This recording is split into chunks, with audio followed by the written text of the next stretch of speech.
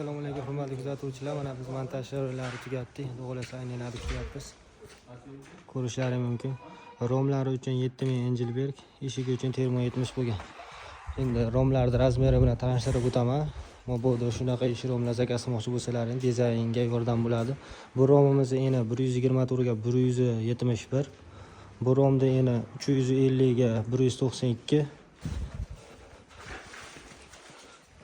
Bu romimiz eni 263 ga bo'yi 191. Bu o'ralig'imiz joyi ham eni 260 ga bo'yi 191. Eshigiga qo'ygan joy eni 145 ga bo'yi 265. Bu romimiz bo'yi eni 144 ga bo'yi 169.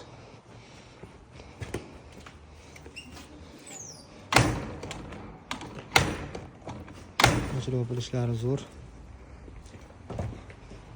Kimga shunaqa xizmatlar kerak bo'lsa, aloqaga chiqaverasizlar.